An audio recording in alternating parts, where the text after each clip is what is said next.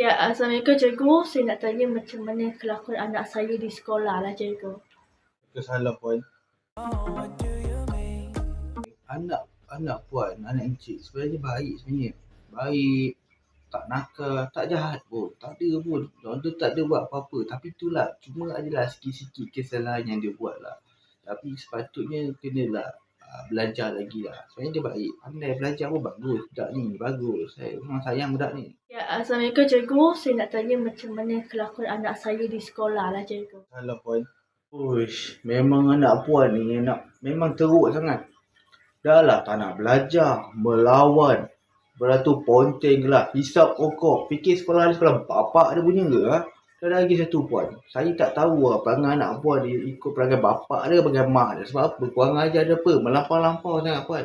Dan satu puan, saya nak tegaskan pada anak puan. Dan puan sekali lah, tolong jaga anak tu dengan baik puan. Janganlah jadi perangai anak macam ni. Anak macam Allah.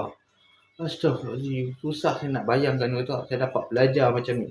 Saya pun rasa macam nak berhenti sekolah ni sebab apa dapat perangai anak puan ni teruk sangat. Macam tu kelakuan anak saya cikgu. Kau nak siapa manggil? Kau kan aku dah.